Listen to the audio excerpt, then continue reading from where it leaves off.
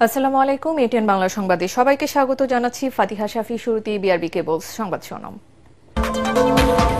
জাতীয় সংসদ নির্বাচনে ২৩৭ আসনের সম্ভাব্য প্রার্থীর নাম ঘোষণা বিএনপির। দিনাজপুর, বগুড়া, ফেনী থেকে লড়বেন খালেদা জিয়া এবং বগুড়া ৬ আসনে তারেক রহমান।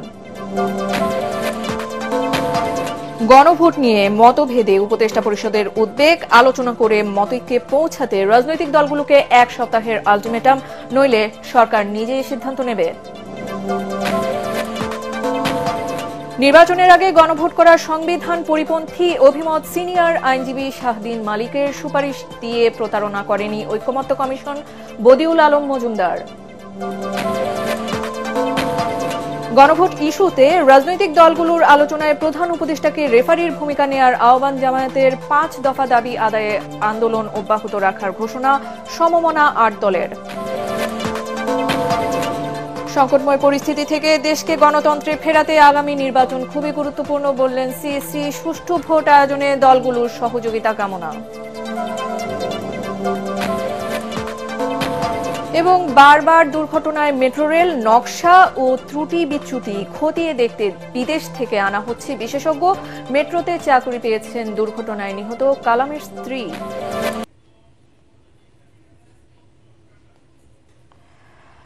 এতক্ষণ শুনছিলেন বিআরবি কেবল সংবাদ শিরোনামগুলো। এবারে চলে যাচ্ছি পুরো সংবাদে। ত্রয়োদশ জাতীয় সংসদ নির্বাচনে ২৩৭ আসনে সম্ভাব্য প্রার্থীর নাম ঘোষণা করেছে বিএনপি। দলের চেয়ারপারসন বেগম খালেদা জিয়া ৩টি আসনে লড়বেন।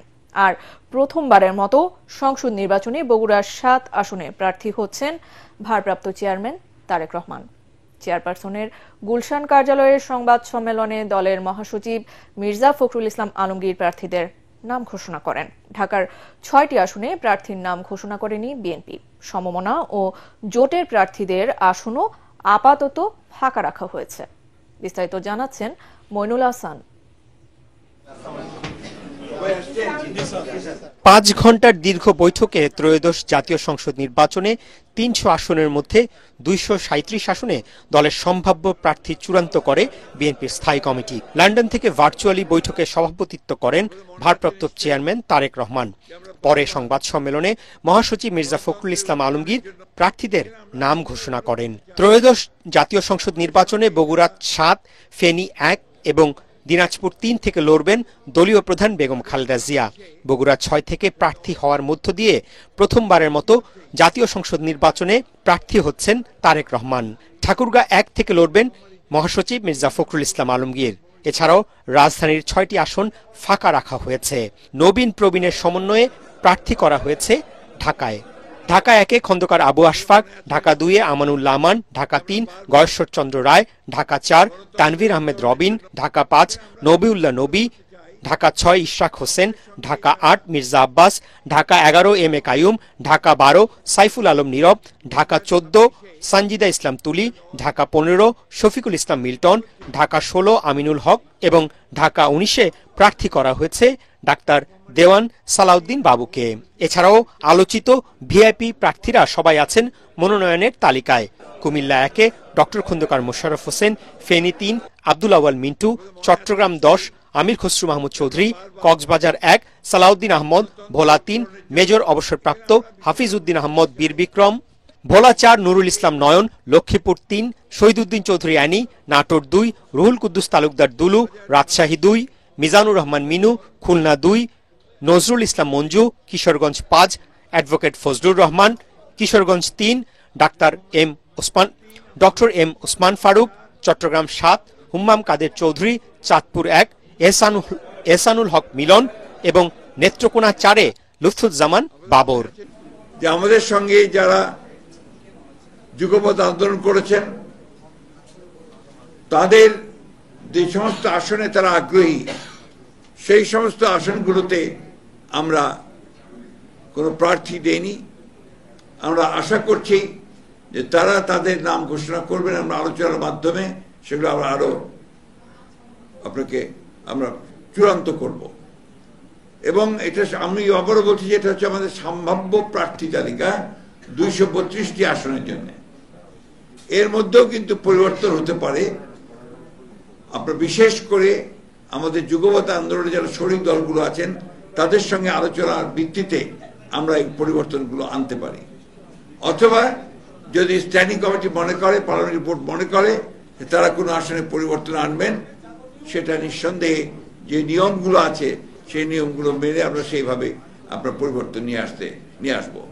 সংবাদ সম্মেলনে জানানো হয়, জোট ও সমমনাদের সাথে আসন সমঝোতা সহ নানা কারণে ৬৩টি আসন ফাঁকা রাখা হয়েছে। তবে ঘোষিত সম্ভাব্য প্রার্থী তালিকায় পরিবর্তন আসতে পারে বলেও জানান বিএনপি মহাসচিব মির্জা ফখরুল ইসলাম আলমগীর। মইনুল হাসান, এটিএন বাংলা, ঢাকা।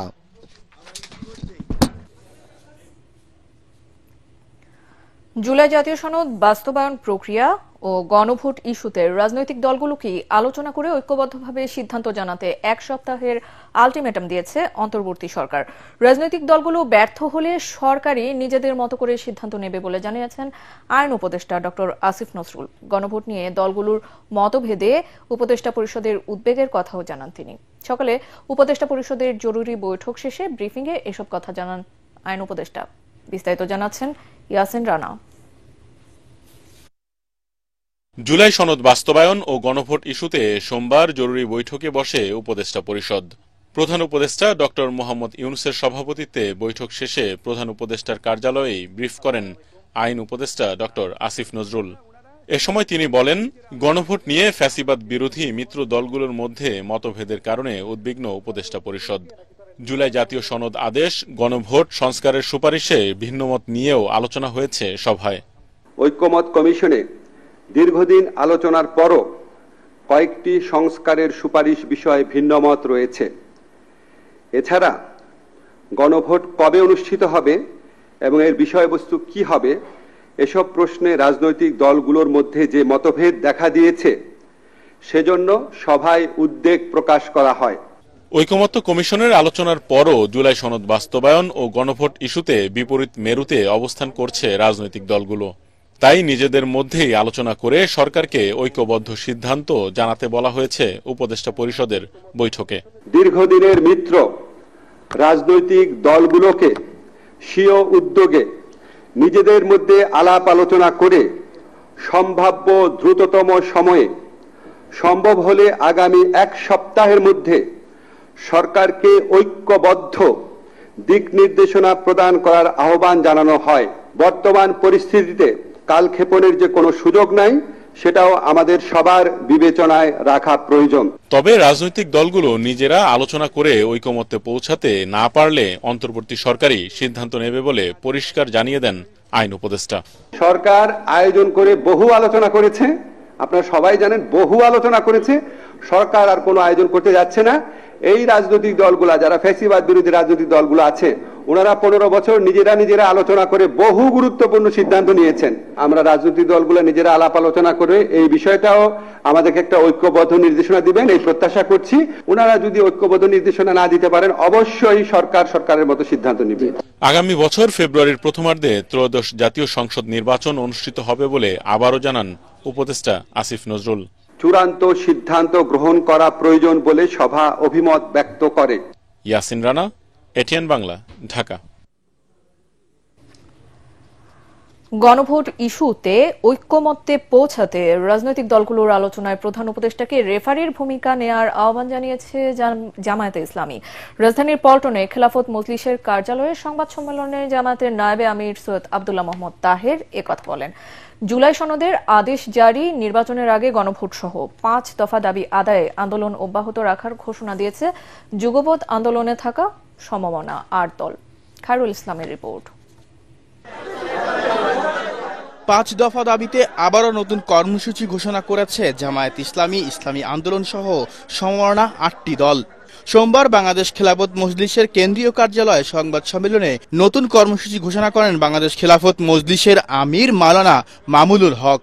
এর আগে 1 ঘন্টারও বেশি সময় চলমান রাজনৈতিক প্রেক্ষাপট সহ নতুন কর্মসূচি নিয়ে বৈঠক করেন দলগুলোর নেতারা। জাতীয় নির্বাচনের আগে গণভোট ও জুলাই সনদের আদেশ বাস্তবায়ন দেখতে চায় জানিয়ে সমমনা দলের নেতা মাওলানা মামুনুল হক বলেন, সরকার চাইলেই জাতীয় নির্বাচনের আগে গণভোট সম্ভব। জুলাই সনদ বাস্তবায়নের আদেশ জারি করতে হবে। জাতীয় নির্বাচনের আগে পৃথকভাবে জুলাই সনদ বাস্তবায়নের গণভোট আয়োজন করতে হবে। চলমান সমস্যার সমাধানে রাজনৈতিক দলগুলোর মধ্যে আলোচনা সরকারের আহ্বানকে স্বাগত জানিয়ে জামায়াতের নায়েবের আমির আব্দুল্লাহ মোহাম্মদ তাহের বলেন, বিএনপি ও অন্য দলগুলো চাইলে তারাও আলোচনায় বসবে। মৌলিকভাবে যে সমস্ত দল আছেন তারা এই আহ্বানকে কিভাবে সাড়া দেয়, তো তারাও যদি একইভাবে আমাদের মতো সাড়া দেয় তাহলে আমরা সকলেই বসতে কোনো আপত্তি নেই, এবং বসলেই আমি আশা করি যে একটা রাস্তা বেরিয়ে আসবে ইনশাল্লাহ। উপদেষ্টা পরিষদ যদি এটা মনে করে যে তাদের আর কোনো দায়িত্ব নাই, তারা কিছুই করবে না, দলগুলোই মিলে করবে, তাহলে এখানে একটা রেফারির অভাব হতে পারে। তো সেই জন্য আমি বলছি আমরাও চেষ্টা করব উপদেষ্টা পরিষদের পক্ষ থেকে, বিশেষ করে চিফ অ্যাডভাইজার এখানে একটা রেফারির ভূমিকা পালন করবেন। সংবাদ সম্মেলনে ইসলামী আন্দোলনের আমির জানান, একই দিনে গণভোট ও জাতীয় নির্বাচন হলে জুলাই সনদ বাস্তবায়ন হুমকির মুখে পড়বে। জুলাই সনদকে আমাদের আইনি ভিত্তি, এটা আমাদের নিশ্চিত হতে হবে। তারপরে আমাদের নির্বাচন বলে যাই বলে, এটা আমাদের জন্য কোনো ফ্যাক্ট না। আগামী নির্বাচনে ইসলামী দলগুলোর মধ্যে আসন সমঝোতা হবে, তবে কোনো জোট হবে না বলেও জানান মুফতি রেজাউল করিম। খায়রুল ইসলাম, এটিএন বাংলা, ঢাকা। সংকটময় মুহূর্তে দাঁড়িয়ে বাংলাদেশ গণতন্ত্রের পথে কিভাবে হাঁটবে সেটা নির্ভর করছে আগামী নির্বাচনের উপর। এমন মন্তব্য করে প্রধান নির্বাচন কমিশনার এএমএম নাসির উদ্দিন বলেছেন, ভোটের দায়িত্বে নিয়োজিতদের উপর নির্ভর করছে বাংলাদেশের গতিপথ। গণতন্ত্রের ধারা অব্যাহত রাখতে সুষ্ঠু ও সুন্দর নির্বাচন করতে সব বাহিনীর পাশাপাশি রাজনৈতিক দলগুলোর সহযোগিতা চেয়েছেন সিইসি। ভোট কেন্দ্রের নিরাপত্তা নিয়ে আনসার ভিডিপির মহড়া ও মৌলিক প্রশিক্ষণ কার্যক্রম পরিদর্শন শেষে তিনি এসব কথা বলেন। বিস্তারিত জানাচ্ছেন সৈয়দ রিয়াজ। সকাল ৮টা রাজধানীর খিলক্ষেতের ডুমনি সরকারি প্রাথমিক বিদ্যালয়ের ভোট কেন্দ্রে আসতে শুরু করেছেন ভোটাররা। শুরু হয়েছে ভোট গ্রহণ। হঠাৎ কেন্দ্রের বাইরে শোরগোল, কেন্দ্রের ভেতরে ভোট কারচুপি সহ বিশৃঙ্খলা সৃষ্টির চেষ্টা। পরে আনসার বাহিনীর চেষ্টায় নিয়ন্ত্রণে আসে পরিবেশ। এটি ছিল ত্রয়োদশ জাতীয় সংসদ নির্বাচন উপলক্ষে ভোট কেন্দ্রের নিরাপত্তায় আনসার বাহিনীর ডামি মহড়া। সোমবার ছিল চতুর্থ ধাপের মৌলিক প্রশিক্ষণ কার্যক্রমের সমাপনী দিন। রাজধানীর ভাটারায় আনসার গার্ড ব্যাটালিয়ন সদর দপ্তরে অনুষ্ঠিত সমাপনী মহড়ায় উপস্থিত ছিলেন প্রধান নির্বাচন কমিশনার। এতে বাহিনীর মহাপরিচালক জানান, সক্ষমতা বাড়ানো ও সুষ্ঠু ভোট আয়োজনে গত এক বছরে প্রায় ১.৫ লাখ নতুন সদস্য নিয়োগ দেয়া হয়েছে। নির্বাচনী যে প্রশিক্ষণ, এটা মৌলিক প্রশিক্ষণের সাথে সম্পৃক্ত, প্যাকেজের সাথে সম্পৃক্ত, যার জন্য আমরা পরবর্তীতে তফসিল ঘোষণার পরে আমাদের যে নির্বাচন সংক্রান্ত প্রশিক্ষণ যেটা হবে সেটা হবে সতেজকরণ প্রশিক্ষণ। সুষ্ঠু নির্বাচন আয়োজনে রাজনৈতিক দল সহ সকল অংশীজনদের সহযোগিতার আহ্বান জানিয়ে সিইসি বলেন, যারা ভোটে দায়িত্ব পালন করবেন তাদের উপর নির্ভর করছে বাংলাদেশের ভবিষ্যৎ গতিপথ।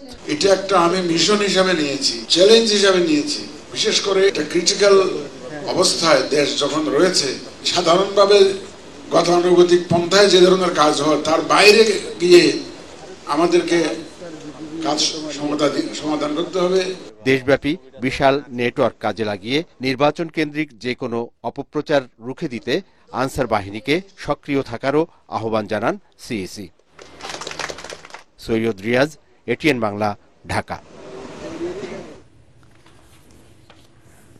জাতীয় নির্বাচনের আগে জুলাই সনদ বাস্তবায়নে গণভোট করা সংবিধান পরিপন্থী বলে মন্তব্য করেছেন সংবিধান বিশেষজ্ঞ ডক্টর শাহদিন মালিক। আইনত প্রধান উপদেষ্টা গণভোটের আদেশ জারি করতে পারেন না বলেও মত দেন তিনি। এ সময় আলাদা ব্রিফিংয়ে ঐকমত্য কমিশনের সদস্য বদিউল আলম মজুমদার বলেন, সুপারিশ দিয়ে ঐকমত্য কমিশন প্রতারণা করেছে কিনা সেটা সময় বলে দেবে। রিপোর্ট করছেন মনির হোসেন তবু। জুলাই সনদ বাস্তবায়নে ঐকমত্য কমিশন সুপারিশ দেওয়ার পর রাজনৈতিক অঙ্গনে চলছে নানা সমালোচনা। বিএনপি সহ কয়েকটি দল বলছে এটা জনগণের সঙ্গে প্রতারণা। আরেক পক্ষের দাবি, সনদ বাস্তবায়নে গণভোট হতে হবে নভেম্বরেই। হাইকোর্টে জুলাই সনদ বাস্তবায়নের আইনি ভিত্তি নিয়ে সাংবাদিকদের প্রশ্নের জবাবে সংবিধান বিশেষজ্ঞ ডক্টর স্বাধীন মালিক বলেন, গণভোট আয়োজনের আদেশ দেওয়ার এখতিয়ার একমাত্র রাষ্ট্রপতির রয়েছে।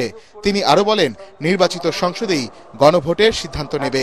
প্রস্তাবিত 48টা সংবিধান সংক্রান্ত ধারা, এটা তো বর্তমানে সংবিধানের পরিপন্থী, সাংঘর্ষিক, তবে এইটা আইনি নিঃসন্দেহে আইনি চ্যালেঞ্জের মুখে পড়বে। অতএব আগে সংসদ নির্বাচন হয়ে তাড়াতাড়ি, তারপর সংসদ যদি পাস করে মনে করে এটা গণভোটে দেওয়া দরকার, তখন এটা গণভোটে যাবে। আর এই 48টা প্রস্তাবের উপরে গণভোট মানুষ কেমন করে বুঝে হ্যাঁ না বলবে, এটা তো সম্পূর্ণ অবাস্তব একটা প্রস্তাব। জুলাই সনদে প্রস্তাবিত 48টি ধারা বর্তমান সংবিধানের পরিপন্থী এবং সাংঘর্ষিক বলেও জানান সুপ্রিম কোর্টের সিনিয়র এই আইনজীবী। আইন পাস করার ক্ষমতা হলো সংসদের, আর ক্ষেত্র বিশেষে যখন সংসদ থাকে না তখন সাময়িকভাবে সেই অধ্যাদেশের মাধ্যমে এটা রাষ্ট্রপতিকে দেওয়া হয়েছে। এখন প্রধান উপদেষ্টা তো প্রধানমন্ত্রীর মতো, নির্বাহী বিভাগের প্রধান, নির্বাহী বিভাগের প্রধান বা প্রধানমন্ত্রী বা প্রধান উপদেষ্টা কখনো আইন পাস করতে পারে না। আলাদা এক ব্রিফিংয়ে ঐকমত্য কমিশনের সদস্য বদিউল আলম মজুমদার বলেন, কমিশন সনদ বাস্তবায়নের সুপারিশ দিয়ে জাতির সাথে কোনো প্রতারণা করেনি। আমি বললাম তো সত্য একদিন বেরিয়ে আসবে। আমি চাই ফেব্রুয়ারিতে নির্বাচন হোক, নির্বাচন হওয়াটা দরকার। এর আগে আদেশ জারির পর থেকে জাতীয় নির্বাচনের দিন পর্যন্ত যে কোনো সময় গণভোট আয়োজনের সুপারিশ করেছিল ঐকমত্য কমিশন। মনির হোসেন তপু, এটিএন বাংলা, ঢাকা।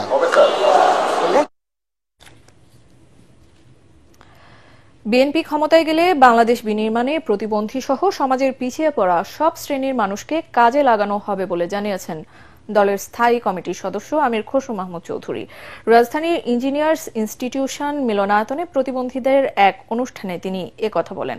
সক্ষমতা অনুযায়ী সবার মেধাকে কাজে লাগানোর পরিকল্পনা নিয়ে বিএনপির ভারপ্রাপ্ত চেয়ারম্যান তারেক রহমান কাজ করছেন বলেও জানান আমির খসরু। এদিকে জাতীয় প্রেস ক্লাবে আলেম ওলামা দলের আলোচনা সভায় বিএনপি চেয়ারপারসনের উপদেষ্টা আব্দুস সালাম বলেন, মানুষের ধর্মীয় অনুভূতিকে কাজে লাগিয়ে রাজনীতি করছে জামায়াতে ইসলামী। তিনি বলেন, জাতীয় নির্বাচন বানচালের কোনো চেষ্টা সফল হবে না। আমরা কিন্তু এখন চাই যার যে সক্ষমতা আছে, এটা আগামী বাংলাদেশ গড়ার জন্য প্রত্যেকের সক্ষমতাকে দেশ গড়ার জন্য আমরা ব্যবহার করতে চাই আগামী দিনে। তারেক রহমান সাহেব তার যে আগামী দিন বাংলাদেশ গড়ার স্বপ্ন, সেই স্বপ্নে আপনারা অগ্রভাগে থাকবেন। হিন্দুদের শাখা করতেছেন, যে সদস্য দিতেছেন, এই সদস্যরা কি কোনোদিন গোলাম পারওয়ারের জায়গায় আওয়ামী লীগ এই জামাতের কোনোদিন সেক্রেটারি জেনারেল হইতে পারবে? কোন সুরার সদস্য হইতে পারবে? এইগুলো একটা কি বলেন, জনগণকে ভাওতা দেওয়া। মেট্রো রেল নির্মাণে ত্রুটি বিচ্যুতি আছে কিনা তা খতিয়ে দেখছে কর্তৃপক্ষ। সেজন্য বিদেশ থেকে বিশেষজ্ঞ আনার পরিকল্পনা আছে বলে জানিয়েছেন ডিএমটিসিএল এর ব্যবস্থাপনা পরিচালক ফারুক আহমেদ।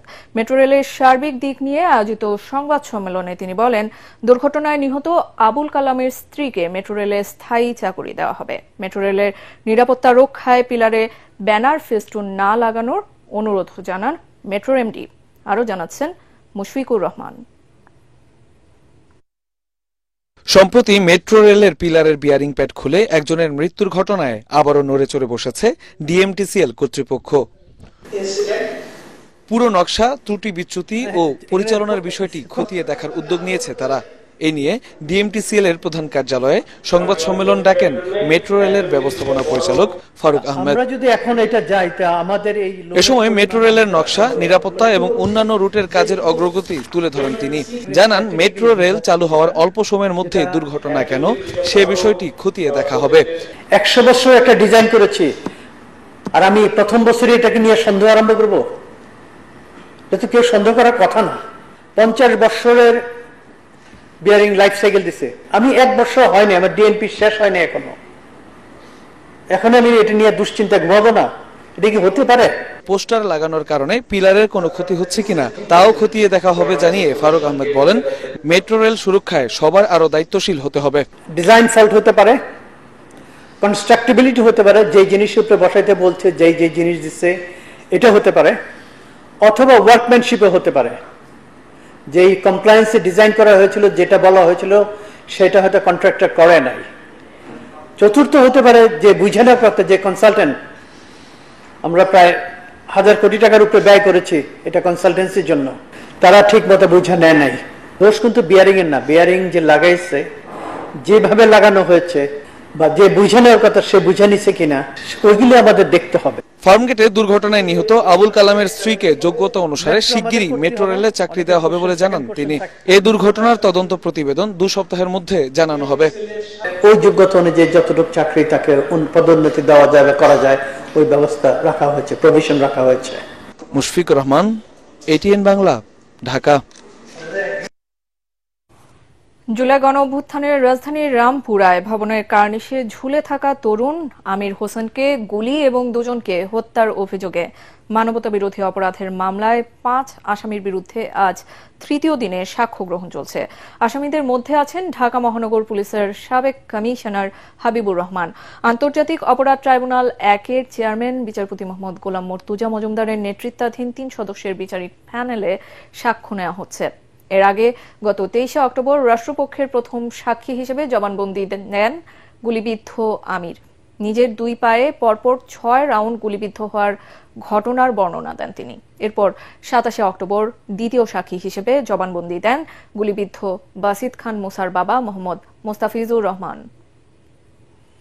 পরে একটা রুমে নিয়ে যাই, রুমে তোলার পর একটা চেয়ারের সাথে আমার হাত বেঁধে নেয়। কিছুক্ষণ পর আমার জিজ্ঞেস করে আমরা কি কি কাজ করেছি 13 সালে। মূলত যারা ছাত্রদল করতো কেন্দ্রীয় সংসদ এবং বিভিন্ন বিএনপির বিভিন্ন নেতৃবৃন্দকে তারা ফলো করছিল, ঠিক তারই ধারাবাহিকতায় আমাকেও তারা ট্র্যাক করছিলেন। সেভাবে তারা আমাকে 2013 সালের 5 ডিসেম্বর মিরপুর মুসলিম বাজারের ঠিক উত্তর পাশে একটা কালভার্ট ছিল, ছোট রোডটা অন্ধকার ছিল, সেখান থেকে আমাকে তুলে নিয়ে গাড়িতে তুলে চোখ বেঁধে ফেলে। প্রার্থীদের হলফনামা খতিয়ে দেখবে দুদক। কেউ সম্পদের মিথ্যা তথ্য দিলে ব্যবস্থা নেবে সংস্থাটি। ইসি বা অন্য কেউ তথ্য দিলে কোনো ছাড় দেওয়া হবে না বলে জানালেন দুদকের মহাপরিচালক আক্তার হোসেন।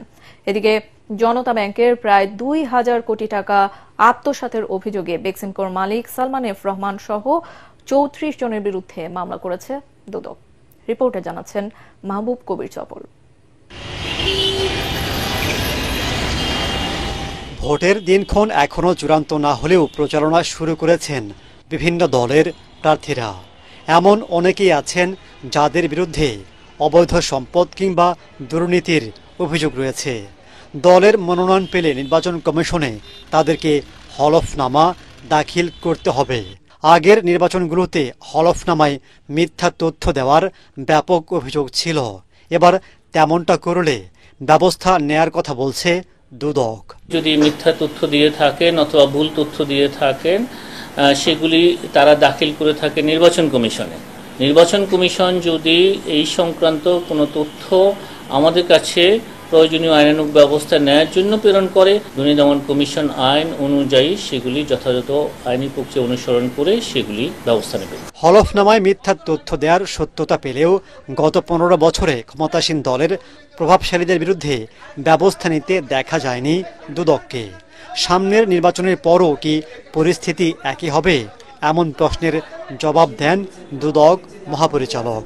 আমরা তো আশা করি যে সামনের দিনগুলোতে আমরা আরো ভালো কাজ করতে পারবো, সেরকম একটা অনুকূল পরিবেশ তৈরিতে আপনারা সবাই সাহায্য করবেন এবং আমাদের কাছে এই সংক্রান্ত কোনো তথ্য আসলে নিশ্চয়ই যথাযথভাবে এবং দ্রুততম সময়ের মধ্যে সেগুলো দেখা হবে।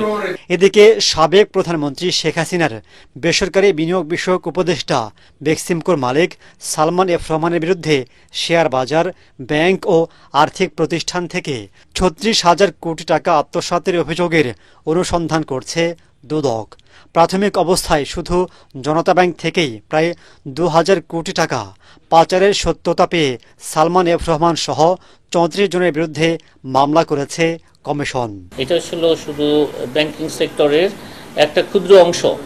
মাহবুব কবির চপল, ATN বাংলা, ঢাকা।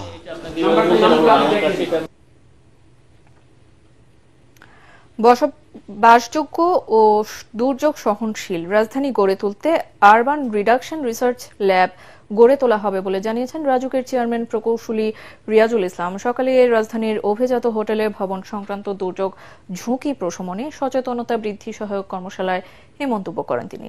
এ সময় গণপূর্ত ও গৃহায়ন মন্ত্রণালয়ের উপদেষ্টা আদিলুর রহমান খান বলেন, এই প্রকল্পের মাধ্যমে রাজধানী ঢাকার দুর্যোগ ও তার ক্ষয়ক্ষতি কমানো সম্ভব হবে। জায়গার সহযোগিতায় রাজধানীর ভবনের ঝুঁকি নিরূপণ ও নিরাপত্তা নিশ্চিতে কাজ করছে রাজুক। দুর্যোগ সহনীয় বা ভূমিকম্প সহনীয় বা ফায়ার ফাইটিং এর যে ইকুইপমেন্ট ব্যবহার করতেছে ডিজাইনে, এটা আসলে কিন্তু আমরা অ্যাকচুয়ালি জানি না এটা কতটুকু পারফেক্ট। আমাদের এই বিষয়ে খুবই দৃষ্টি দেওয়া দরকার এবং এটাকে কোনোভাবেই অবহেলা করার কোনো সুযোগ নেই। Enhancing the capacity of Rajuk, we aim to improve building safety in Dhaka against earthquake and fire risks in Dhaka. সরকারের প্রস্তাবনা অনুযায়ী 2026 সালের জানুয়ারির পরিবর্তে মার্চে টঙ্গী ময়দানে ইজতেমা আয়োজনে সম্মত হয়েছে তাবলিগ জামাত বাংলাদেশ শুয়ারি নিজাম। জাতীয় প্রেস ক্লাবে সংবাদ সম্মেলনে তাবলিগের মুরব্বী মুফতি কেফায়েতে উল্লাহ আজহারি জানান, নিজেদের মধ্যে আলোচনা করে তারা সরকারের প্রস্তাবে একমত হয়েছেন। এ সময় ইজতেমায় আসা বিদেশিদের জন্য ভিসা সহজীকরণ, ইজতেমা ময়দানকে কেপিআই এলাকা ঘোষণা করা এবং গত বছর সাতপন্থী ও জোবায়েরপন্থীদের সংঘর্ষে নিহতের ঘটনায় দোষীদের বিচার সহ 4 দফা দাবি জানান তারা। জোবায়েরপন্থীরা নন, আইন শৃঙ্খলা সমুন্নত রাখতে সাতপন্থীদের সরকারি ইজতেমা আয়োজনে নিষেধাজ্ঞা দিয়েছে বলেও জানান তারা। দেশের সব রকমের পরিস্থিতির বিবেচনায় সরকারই এই সিদ্ধান্ত নিয়েছে যে ইজতেমার মাঠে এরা যারা নাকি এই দাঙ্গা হাঙ্গামা চালায়, হত্যাকাণ্ড চালায়, তাদেরকে ওখানে ঢুকতে দেওয়া যায় না। আগামী বিশ্ব ইজতেমা 2026-এর মার্চ মাসে আয়োজন করবার বিষয়ে শুরাই নিজামওয়ালা মুরব্বিয়ানে কেরাম একমত পোষণ করেছেন।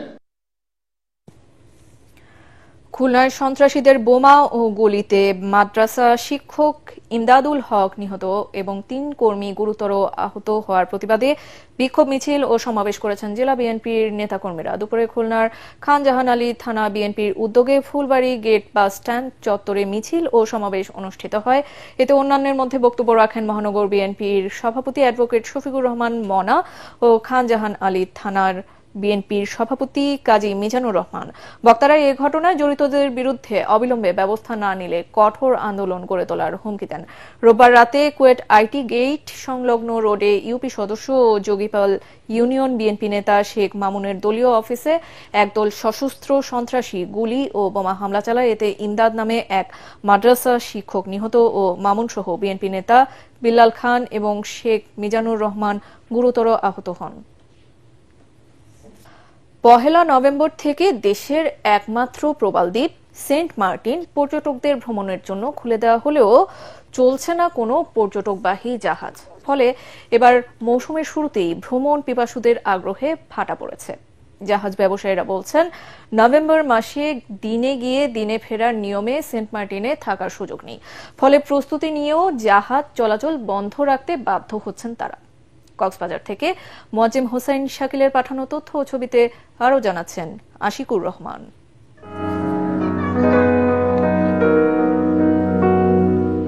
নারিকেল জিঞ্জিরা বা সেন্ট মার্টিন বাংলাদেশের একমাত্র প্রবাল দ্বীপ।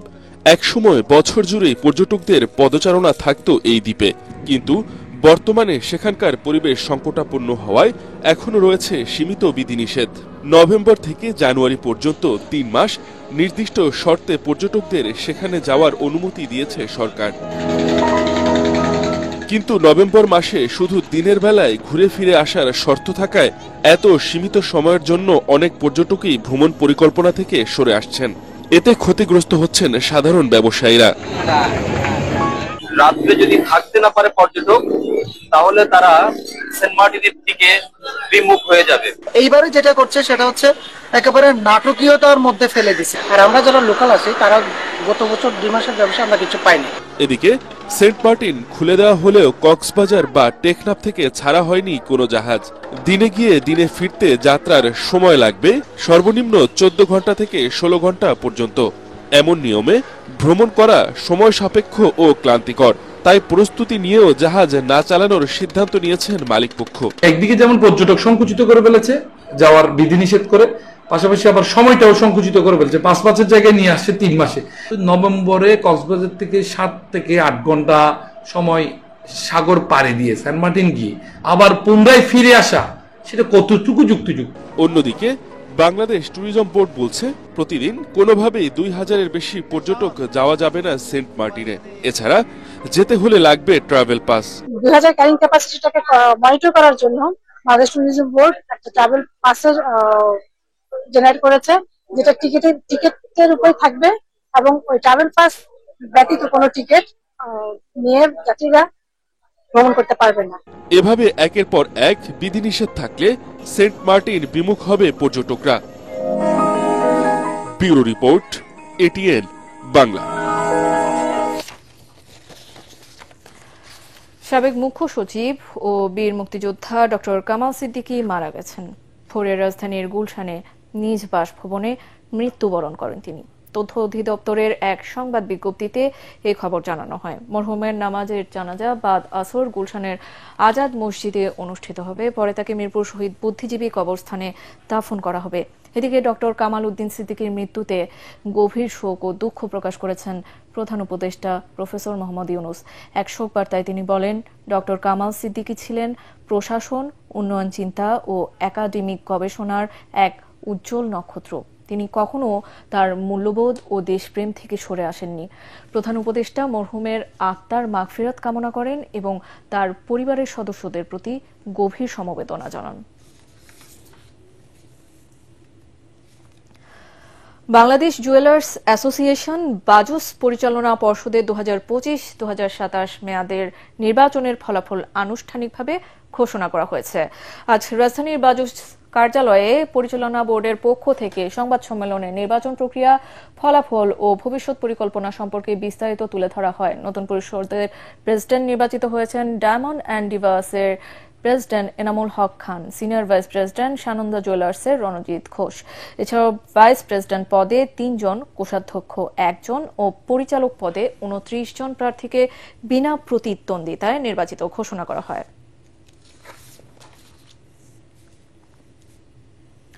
এবারে আল আরাফা ইসলামী ব্যাংক অর্থ সংবাদ।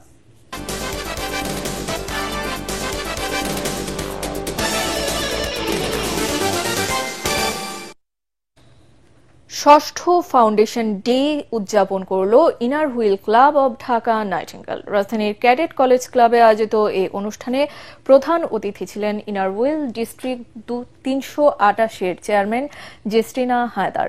অনুষ্ঠানে national representative Momtaz Mahal Ranu, chartered president Farida Jasim, ক্লাবের প্রেসিডেন্ট নাহিদ ফরমান, সেক্রেটারি রায়ানা আকন্দ সহ ঢাকা নাইটিঙ্গেল ক্লাবের সদস্যরা অংশ নেন। ইনার হুইল ক্লাব জানায়, নারীদের আন্তর্জাতিক জনসেবামূলক এই সংগঠনটি নারী ও শিশুদের উন্নত জীবন গঠন, স্বাস্থ্য, শিক্ষা, পুষ্টি ও পরিবেশ উন্নয়নে কাজ করে আসছে। একই সাথে জানায়, বন্ধুত্ব, সহযোগিতা ও সমাজসেবার চেতনা নিয়ে সুবিধা বঞ্চিত জনগোষ্ঠীর জীবন মান উন্নয়নে কাজ করে যাচ্ছেন সংগঠনটির সদস্যরা। 2030 সালের মধ্যে চট্টগ্রাম বন্দর কর্তৃপক্ষের নতুন প্রকল্প বেই টার্মিনালের অপারেশনাল কার্যক্রম শুরু করা যাবে বলে জানিয়েছেন চট্টগ্রাম বন্দর কর্তৃপক্ষ। শহীদ ফজলুর রহমান অডিটোরিয়ামে আয়োজিত বন্দর কর্তৃপক্ষের সাথে বিনিয়োগকারী বিভিন্ন সংস্থার প্রতিনিধিদের মতবিনিময় সভায় এ কথা জানান বন্দর chairman Real admiral Mohammad Moniruzzaman. তিনি আরও জানান, আগামী বছরের মাঝামাঝি সময়ে টার্মিনাল 1-এর ড্রেজিং কাজ শুরু হবে, ফলে 2030 সালের মধ্যে অপারেশনাল কার্যক্রম শুরু করা যাবে। সভায় প্রকল্পের কাঠামো, বিনিয়োগ পরিকল্পনা, বাস্তবায়ন প্রক্রিয়া এবং বেসরকারি খাতের অংশগ্রহণের সম্ভাবনা আলোচনায় উঠে আসে। এবং বে টার্মিনাল হলে কিন্তু বাংলাদেশে দেখবেন যে ইনভেস্টমেন্টের একটা জোয়ার বয়ে যাবে। সারা পৃথিবী থেকে এখানে ইনভেস্ট করার জন্য আমাদের সাথে অনেক বড় বড় কোম্পানি যোগাযোগ করছে। টার্মিনাল 1 যেটা, এটা 2030-এর মধ্যে অপারেশনে যাওয়া হবে। তো আমরা যদি আগামী বছরের মাঝামাঝি যদি আপনার ড্রেজিংয়ের কাজগুলো শুরু করতে পারি, চ্যানেল অ্যাক্সেস ড্রেজিং, আমার মনে হয় 2030-এর মধ্যে ইনশাল্লাহ আমরা অপারেশনে যেতে পারব। ঠাকুরগাঁওয়ে টানা বৃষ্টিতে আমন ধানের ব্যাপক ক্ষতি হয়েছে। গত বছর আগাম সবজি চাষ করে ক্ষতিগ্রস্ত হওয়ায় এবার বাড়তি লাভের আশায় অধিক পরিমাণ জমিতে আমন আবাদ করেছিলেন ঠাকুরগাঁওয়ের চাষিরা, কিন্তু কৃষকের সেই আশায় বাঁধ সাধছে প্রকৃতি। বঙ্গোপসাগরে সৃষ্ট লঘুচাপের কারণে গত 5 দিনের টানা বৃষ্টিতে ঠাকুরগাঁওয়ে ক্ষতিগ্রস্ত হয়েছে আমন ও সবজির ক্ষেত। তবে ক্ষতিগ্রস্ত জমি বাঁচাতে বিভিন্ন পরামর্শ দিচ্ছে কৃষি সম্প্রসারণ অধিদপ্তর। কৃষি বিভাগ জানায়, ঠাকুরগাঁও জেলায় চলতি মৌসুমে 1,37,300 হেক্টর জমিতে আমন ধানের ও 700 হেক্টর জমিতে সবজির আবাদ হয়েছে।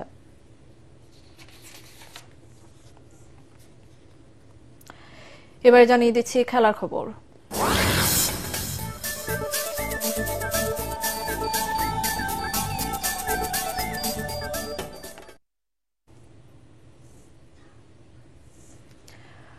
Bangladesh sports press association BSP এর নতুন কার্যালয় উদ্বোধন হয়েছে আজ। জাতীয় হ্যান্ডবল স্টেডিয়ামে বর্ণিল অনুষ্ঠানে বোতাম টিপে বিএসপি এর নতুন কার্যালয়ের উদ্বোধন করেন বিসিবি সভাপতি আমিনুল ইসলাম বুলবুল, বাফুফের সভাপতি তাবিত আওয়াল এবং রেডিয়েন্ট ফার্মাসিউটিক্যালসের চেয়ারম্যান ও বাফুফের সহ সভাপতি নাসির শাহরিয়ার জাহিদি।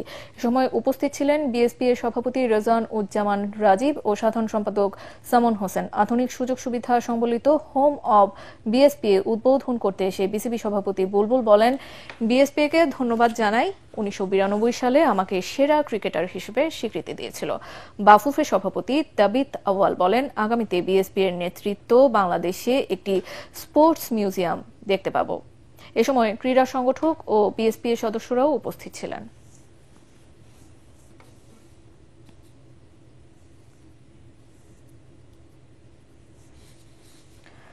বাংলাদেশ ক্রিকেট বোর্ড বিসিবির পরিচালনা পরিষদের পরিচালক হলেন কর্পোরেট ব্যক্তিত্ব ও নারী ক্রীড়া সংগঠক রুবাবা দৌলা। তাকে জাতীয় ক্রীড়া পরিষদ এনএসসি কাউন্সিলর মনোনীত করে আজ আনুষ্ঠানিকভাবে বিসিবিকে চিঠি দেওয়া হয়েছে। রুবাবা দৌলার অন্তর্ভুক্তিতে 25 সদস্যের বিসিবি পরিচালনা পর্ষদ পূর্ণতা পেল। তবে রুবাবার বর্তমানে প্রতিষ্ঠানে কিছু আনুষ্ঠানিকতা থাকায় এখনও দায়িত্ব নেননি। বর্তমানে বহুজাতিক প্রতিষ্ঠান ওরাকলের বাংলাদেশ, নেপাল ও ভুটানের কান্ট্রি ডিরেক্টরের দায়িত্বে আছেন তিনি। আজ বিসিবির পরিচালনা পর্ষদের সভায় যোগ দিতে পারেন রুবাবা দৌলা।